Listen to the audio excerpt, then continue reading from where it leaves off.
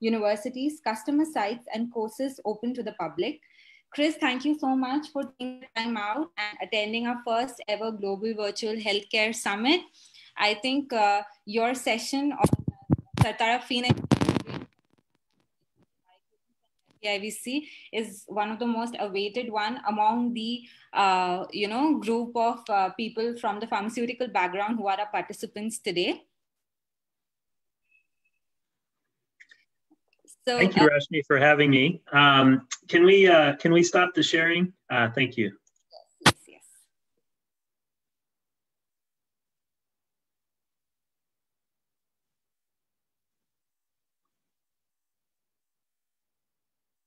Okay, so can you see my screen okay? Yes, Chris. Perfect, thank you. So as Rashmi said, my name is Christopher Mehl, and I am Associate Director of Product Management for Phoenix WinNonlin at Certara. Today, I am happy to present Certara Phoenix, an integrated software platform for regulatory compliant NCA, bioequivalence, and IVIVC. So to begin, let's talk about what is Phoenix. So Certara's Phoenix platform is the leading PK/PD modeling and simulation software used worldwide by 6,000 plus researchers at biopharmaceutical companies, academic institutions, and global regulatory agencies, including 11 divisions of the FDA. Phoenix extends the winning formula of WinNonlin by combining its trusted algorithms with built-in, easy-to-use graphical user interface and text editor advanced analysis. Phoenix 8.3, which is the current version, offers features that support compliance and efficiency, including visual workflows that can be reused and locked to maintain compliance, increase efficiency, and create reports. High-quality tables and figures, CDISC compliant data sets in both the SDTM and SEND formats, a project-centric design to easily store, share, and reuse Phoenix projects, and a fully integrated WinNonlin validation suite for fast automated software validation in under 30 minutes. So the Phoenix platform is a common user interface for several different modules. The key functionalities that I'll be discussing primarily today involve WinNonlin, which is used for individual PK/PD modeling, non-compartmental analysis, and bioequivalence. Additional modules that are available include the IVIVC Toolkit. It stands for in vitro in vivo correlation and is used in formulation development. The NLME module stands for nonlinear mixed effects modeling and is used for population PK/PD analyses. As I mentioned on the previous slide, there is an integrated validation suite that is available for both the WinNonlin and NLME packages. Certara's solution for producing CDISC compliant data sets is the PK Submit plugin. And last but not least, we also offer Integral, which is a secure central data repository and can be used to achieve 21 CFR Part 11 compliance. So a bit about the Phoenix platform. The items I'm showing here are shared elements of the platform that can be used in association with any of the modules that I just described. They include workflows, which is a series of steps. It could be data preparation, modeling, non-compartmental analysis, plots, report tables, and so on. That series of steps is the workflow.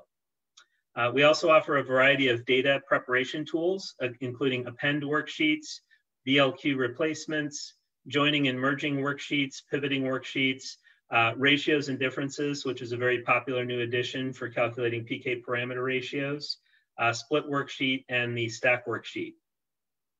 There are a variety of built-in plots, which include bar and column plots, box plots, histograms, XY scatter plots, QQ plots, scatter plot matrices, and X categorical plots. The Phoenix platform also has a large array of useful tools that span the PK/PD analysis spectrum.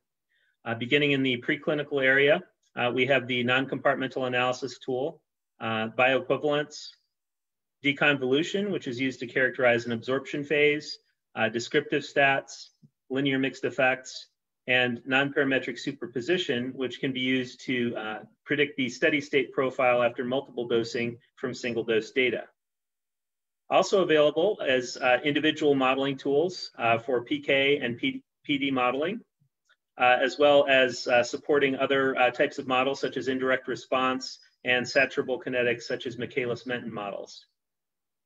The population modeling can be done in the Phoenix model object, and it has a very useful model comparer for evaluating model diagnostics across multiple models.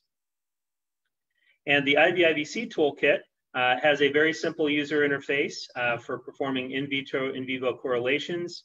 It includes Levy plots as well as Wagner-Nelson and Riegelman methods. The ratios and differences tool that I alluded to a moment ago calculates PK parameter ratios that are essential for study reports and interpretation of results. These ratios are commonly used in the following study types. Accumulation ratios in the case of multiple dose studies, average renal clearance in the case when plasma and urine data are both available, dose proportionality studies to evaluate whether linear PK applies across different levels of dose administration, evaluation of gender differences, Cmax and AUC, for example, between females and males, parent to metabolite ratios with respect to key PK parameters, as well as exposure ratios for studies like drug-drug interactions, food effects, and relative bioavailability. The ratios and differences tool is available in the data subgroup in the Phoenix interface.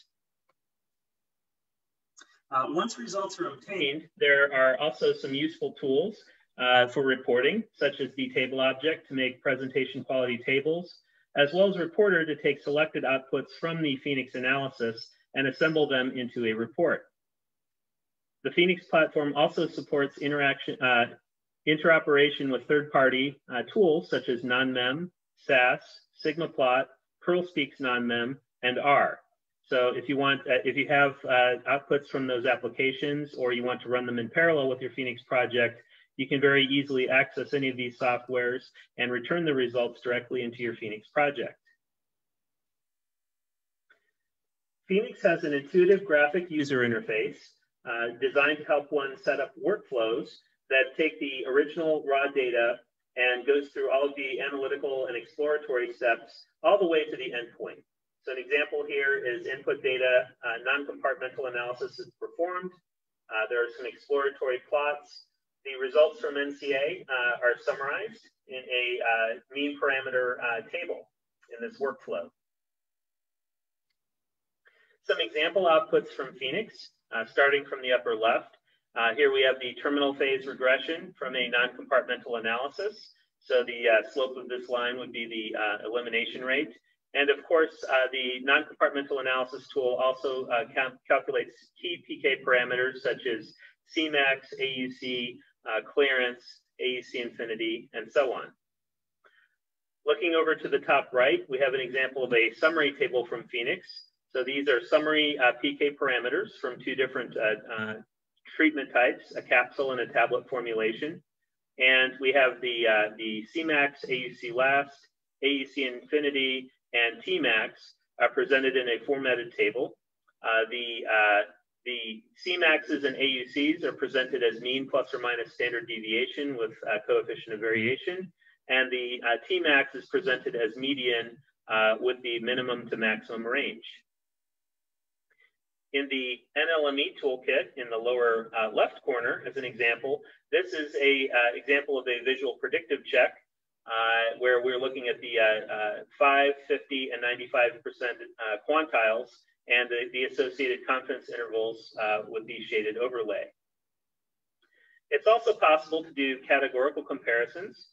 So in this case, we're looking at, in the lower right, we're looking at Cmax values for a variety of subjects. We have the individual Cmax values for both a reference formulation and a test formulation. And the blue circles are the individual subject Cmaxs. And then the mean plus or minus standard deviation is represented by the bar to the right. And it's possible to offset this bar for better visualization. So these are just a few examples of the types of outputs that you can get from the Phoenix application. A central concept of Phoenix is that the platform scales with research needs. So the idea here is a translational approach whereby a researcher, whether they be in the preclinical space, phase 1, just entering into phase 2, first dose in human, and so on, that we're providing tools that span the PK/PD analysis spectrum all the way through to regulatory approval. A little bit more focus on Phoenix WinNonlin. This is the tool that does NCA, bioequivalence, and individual PK/PD modeling. So Phoenix WinNonlin is the industry standard for NCA and PK/PD modeling and simulation. It has a proven 30+ year history, used over 6,000 scientists at more than 1,500 establishments in 60 countries, including top pharmaceutical companies and academic institutions. Regulatory agencies, including 11 divisions of US FDA, Japan Pharmaceutical and Medical Device Agency, PMDA, China's NMPA, UK's MHRA, and more, all use Phoenix WinNonlin to evaluate drug submissions. So some key features include the NCA, of course, and individual PK modeling, but it also lets organizations to set strict criteria with user-defined parameters, as well as business rules for criteria of acceptance of results from these preclinical studies. It's possible to easily calculate the NCA parameter ratios, increasing efficiency and saving time. And it has a user-friendly bioequivalence tool that simplifies analyses. So a few more focused screenshots from WinNonlin. In the upper left corner, we have an example of some business rules and acceptance criteria. So in this case, the business rule applies to the terminal phase selection. WinNonlin has a best fit algorithm for determining the terminal phase.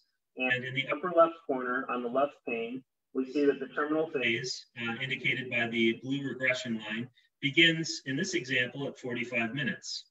However, the user can set in a simple box here, can simply say, oh, the terminal phase for all profiles cannot start before 120 minutes as an example.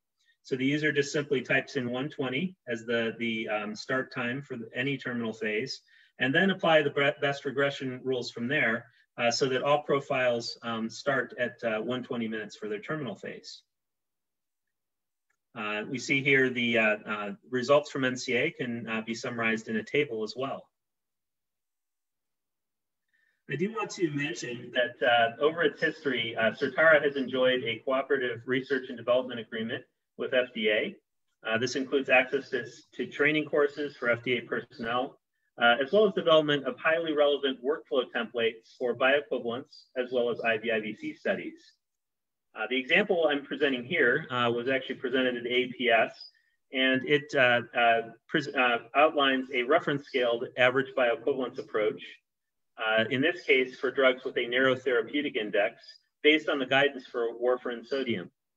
So this is where you scale the confidence limits for bioequivalence based on the variability of the reference formulation. So I'd like to take a little bit of time to introduce a special topic, the reference scaled average bioequivalence. So just a brief bit of background.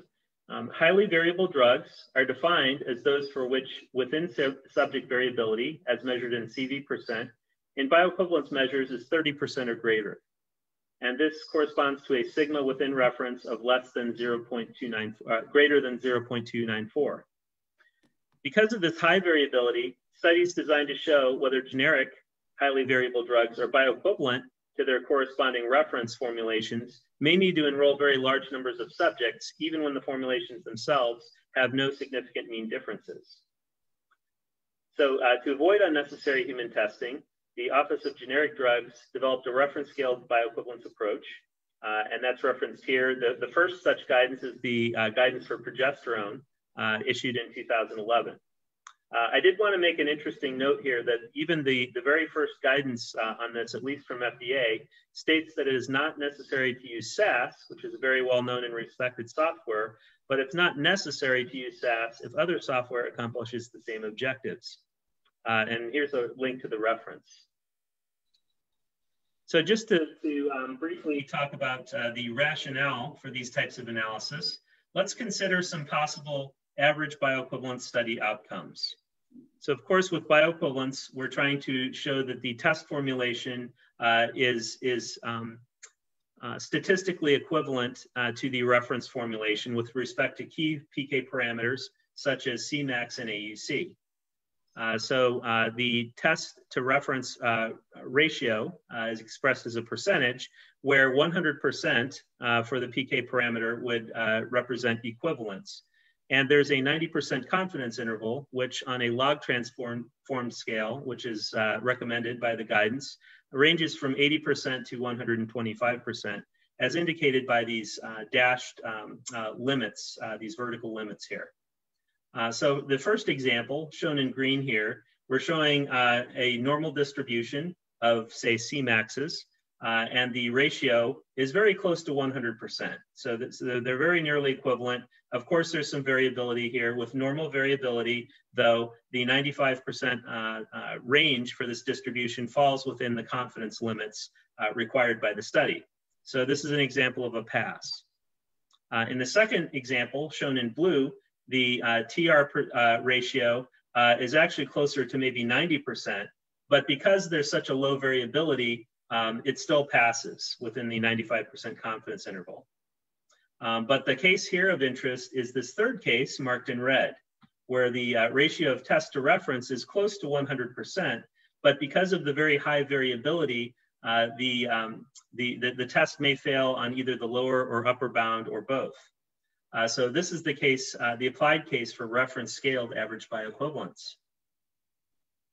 So for the study design, when using the approach, one must first provide evidence of high variability in the bioequivalence parameters AUC and or Cmax. That is, a within subject variability greater than or equal to 30%. The study should use at least 24 subjects. And you can use either a full replicate, which is a 4-way design, or a partial replicate. But the key point here is that the reference in either design, the reference must be repeated because this is what's used to establish the within subject variability for the reference formulation. So the built-in bioequivalence object in Phoenix is designed to do average bioequivalence. However, Certara developers collaborated with Helmut Schutz from BBAC in Austria to develop a workflow template to perform the necessary computations using data tools in addition to the bioequivalence object. We first presented the template based on the progesterone guidance in 2013, dated PS, and the templates are available for full and partial replica designs for both the FDA and EMA guidelines, EMA being the European Medicines Agency. To test the template, we used data available from the EMA for both the full and partial replica designs. For the FDA workflow, the Phoenix results were shown to match the SAS results by using the SAS code provided in the progesterone guidance. I wanted to comment that the templates that are currently available include those for highly variable drugs, which is based on the guidance for progesterone. We also offer a template for narrow therapeutic index drugs, which is based upon the guidance for warfarin. And a third template based on fasted fed studies, which uses the requirements outlined in the guidance for methylphenidate hydrochloride. In this case, the methylphenidate guidance evaluates, in addition to AUC last, some partial AUCs, and the partial AUC ranges are different depending on whether the subject was fasted or fed entering the study. And sort of the indication here is hyperactivity in school children. So they want to be able to show that the methylphenidate has an equivalent exposure at different times during the school day. And it's possible to compare both fasted and fed conditions depending on whether or not the student had breakfast. Okay, so these RSABE templates are available from Certara University. That's at www.certarauniversity.com. All you need to do is apply your email address and a password to obtain a login. And the course name where these templates are available is 106-FL. FL stands for free learning. And the course title is Free Phoenix Templates for Bioequivalence Regulatory Guidances. If you have any difficulty accessing the templates, the support information is shown here. The last item I'd like to present regarding Phoenix is a bit about the in vitro in vivo correlation toolkit. So the regulatory agencies worldwide encourage the use of IVIVC, considering it an important tool in drug development to accelerate drug development and save costly bioavailability and bioequivalence studies. Specifically, IVIVC is leveraged for three purposes. The first is regulatory. The results of this can act as a surrogate for in vivo bioequivalence and to support attaining biowaivers in lieu of certain in vivo experiments. It's also used for pre and post-approval manufacturing changes. The second purpose is for drug development as an initial guidance and direction for early formulation drug development activity and to enhance product understanding during the development cycle. And third, with formulation and manufacturing. It can be used for testing the impact of each component in formulation and reformulation, prioritization of efforts pertaining to product development, and also bridging formulation to the pivotal bioavailability or bioequivalence batch. So for example, if there's a change in manufacturing site, an IVIVC result could allow one to obtain a biowaiver, so a bioequivalence study does not need to be repeated at the new manufacturing site. A few example screenshots of the outputs from the Phoenix bioequivalence tool include the dissolution modeling tool. So here we're looking at the in vitro data, and on the y-axis, the fraction dissolved versus time. And there are 4 built-in models available: the Hill model, Weibel, Weibel, and Makoid-Banachar models, all available. We also can evaluate in vivo absorption using the deconvolution tool. This is an example of an overlay plot for 3 different controlled release formulations, looking at the fraction absorbed versus time. And what one attempts to do with the IVIVC toolkit is to aim for a level A correlation. Here in the bottom left area, we see the correlation overlay of the fraction absorbed in vitro, fraction absorbed in vivo, and then on the x-axis, the fraction dissolved in vitro. So of course, with a correlation, a good robust correlation, this overlay should approach the unity line. And this is an overlay of 7 different controlled release formulations, as well as a target formulation. When using the predict PK, there's a validation step involved where we're looking at the different formulations and comparing the AUC and Cmax predicted from the IVIVC model compared to that which was actually observed in vivo for those formulations.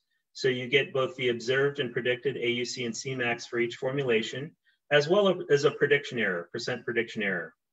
So the formulation that I've highlighted here, number 2, which was controlled release 1, we're evaluating with respect to Cmax, and we see that the percent pre-E in this example is negative 4.7%. And there's also a plot that reflects this, where you can usually visualize this. So the predict PK plot, we're looking at concentrations. The observed concentrations of the red circles, the concentrations predicted by the toolkit is the blue line. And as one would expect with a value like negative 4.7%, the model is slightly under predicting Cmax.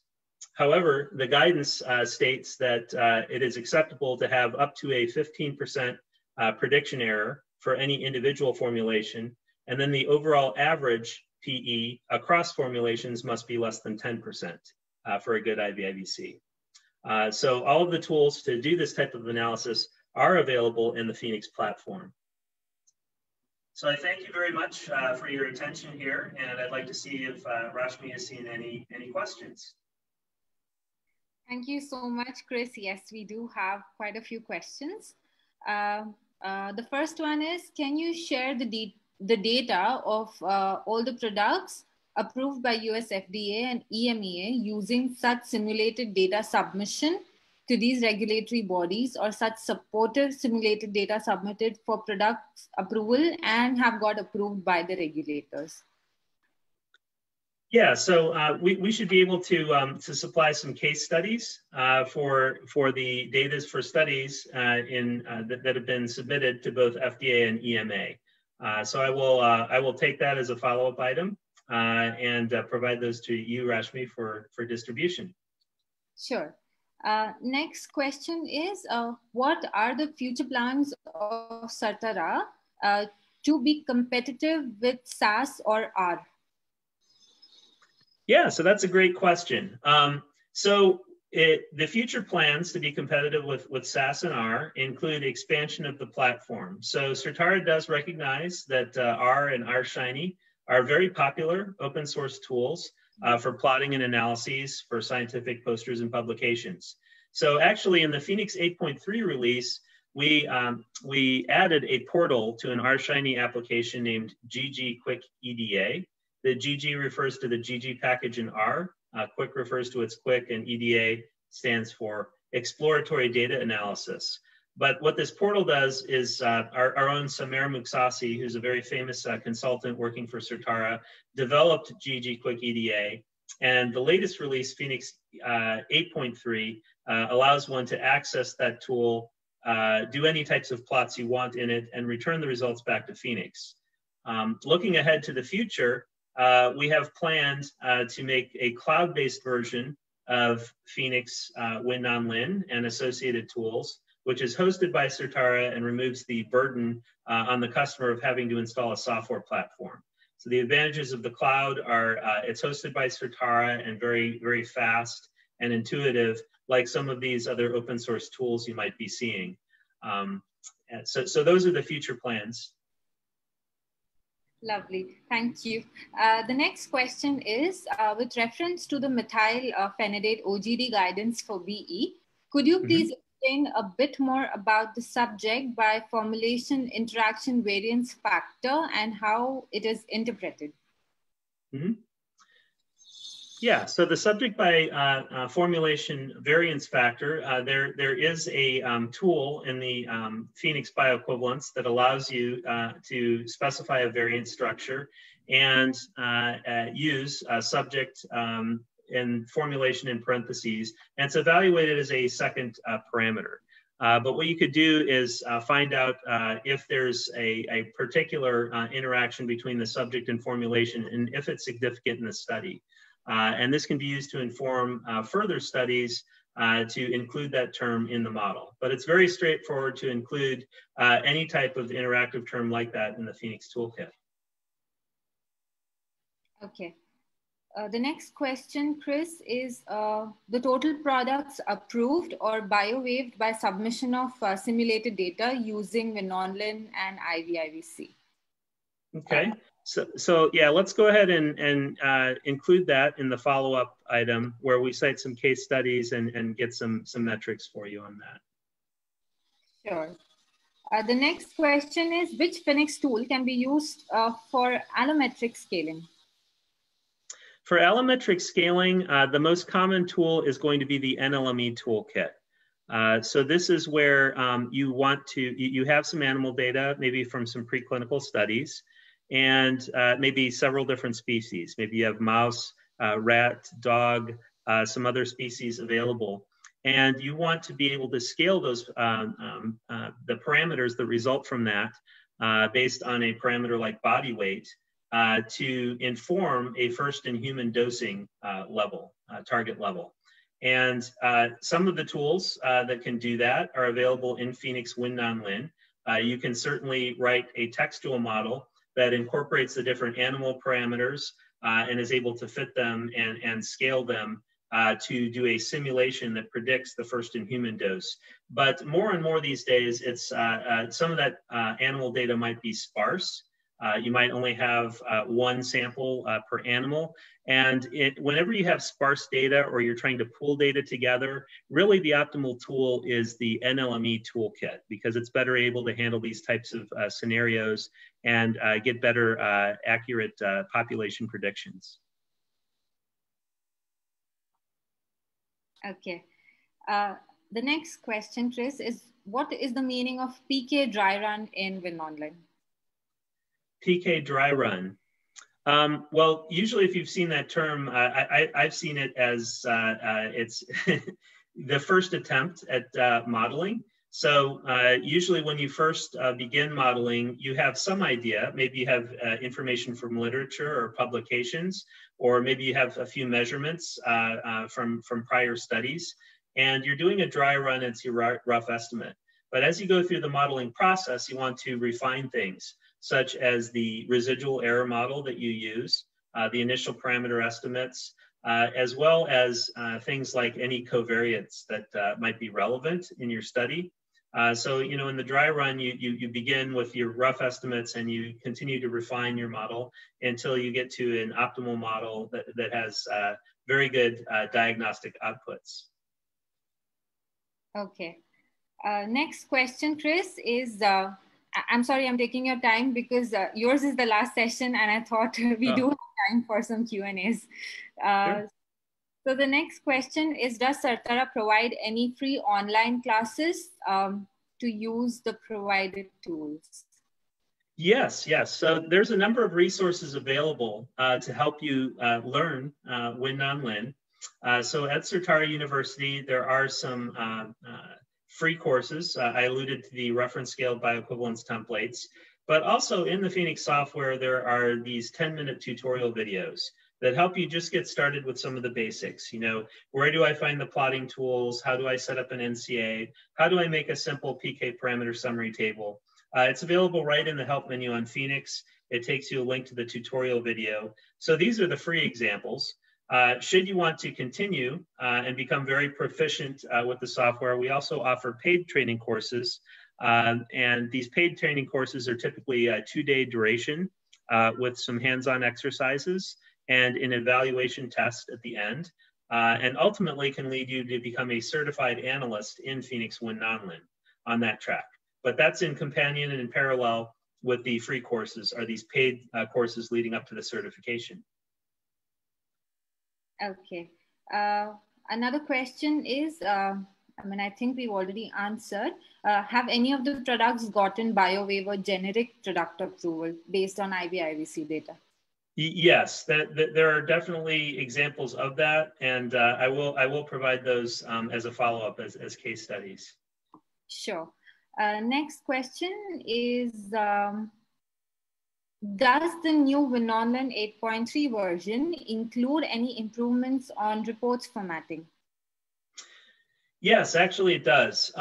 I should probably let you know, that all of you know, that we're actually going to have a user group meeting, an India-focused user group meeting. It's coming up in October, so keep an eye out for that. But I'm going to present a topic called What's New in Phoenix 8.3, and it includes the improvements to Reporter, the built-in graphics, the portal to GG Quick EDA, and so on. But a couple of Reporter improvements that come off the top of my head are improvements to the global date timestamp footnotes. So what this does is it shows when the analysis was run. There's a date timestamp under each figure that shows exactly when it was run for traceability. We also support different lattice types of plots. When you have multiple subjects, you can specify either the number of lattice columns or rows or combinations of those, including best fit. So that's just a taste of some of the new improvements to Reporter, but that was a big focus of the 8.3 release, and I will be presenting that at the What's New seminar. Yes, we're going to promote the UGM. The participants, we will let you know the date and time. We'll keep you posted on that one. The next question is there any possibility to obtain a proper dosing schedule for repurposed drugs for clinical trial through this kind of software? Yeah, so that's very interesting. So Certara is actually heavily involved in the efforts to address the COVID pandemic with respect to in silico tools. So we have a variety of product offerings as well as software as a service offerings. So of course the tools that I just showed you in Phoenix WinNonlin can be used to do modeling and simulation. But we also have collaborated with the Bill and Melinda Gates Foundation and created a collaborative portal. If you actually go to Certara's website and look in the COVID section, there's a collaborative research portal, and it's cloud-based and online, where researchers can actually look at repurposed drugs, such as chloroquine and hydroxychloroquine and others, and run simulations at different dose levels to evaluate the repurposing efforts of those drugs. And then thirdly, we also have a product line that's called the Clinical Trial Simulator Software. This is not part of the Phoenix platform, but it is a Certara offering. And the Clinical Trial Simulator can simulate all sorts of aspects of a clinical trial, from the nominal design to enrollment, number of subjects, assumptions about PK/PD model and covariate effects, looking at different types of endpoints and evaluating the likelihood of reaching a clinical endpoint based on assumptions and variability in the different parameters in the simulation. So yes, I mean, we have a lot of ways that we can provide tools for you to evaluate these repurposed drugs. Okay, the next question is, any fast track submissions for approvals for any COVID-related drugs using these softwares? Yeah, so most of our customers actually use Phoenix WinNonlin as well as the collaborative portal. So I don't want to, say, who has done what at this point in time, but anything that's been published, I'll be happy to share. So along with those case studies, I will take that as an action item, to essentially share what role has Phoenix played in any of these fast track submissions. Sure, great. Another question is, how can we use bio-relevant media in vitro dissolution data study to incorporate for simulation of test and reference product? Will it be a good approach to use bio-relevant dissolution data to build IVIVC? Yeah, you definitely want to use the bio-relevant media. So with the in vitro conditions, you want to, you're essentially wanting to mimic the conditions in the subject as closely as possible to get the best type of evaluation of the dissolution conditions. And that's going to give you a good, robust IVIVC model for your formulation development, where that's just one factor where the uncertainty has been minimized, and you can have a very small prediction error when you run your IVIVC. Okay, I think the next question is for me to answer. Some of them are requesting for this particular recording of yours, Chris. So I will have that sent to you as well as the participants who are interested. Participants, whoever is interested in getting a recording of Chris's session, you can write to rashmi@akthealth.com. Thank you so much, Chris. That was a wonderful session. I think we anticipated a 30-minute session, but it went very well, long and very well. So sorry to keep people long, but as long as there's good questions, I'm happy to answer them as long as everyone's here. But thanks, Rashmi. Thanks, everyone, for your very pertinent questions. And I look forward to hopefully seeing you at the user group meeting. Yes, definitely. Thank you so much, Chris. So we have come at the end of our session. Today, the Global Virtual Healthcare Summit comes to an end. Thank you to all the participants for taking the time out today and being a part of this summit, our first ever. And thank you for making it a huge success. We still have from our panelists, Sasahara-san. Thank you so much, Sasahara-san, for staying through. It really kept us motivated. Thank you so much, David, for staying on. Thank you to all the panelists for taking the time out and making this event a success. We will soon have the recording shared on our websites as well as with all the panelists to share it further. And have a great day. Thank you so much.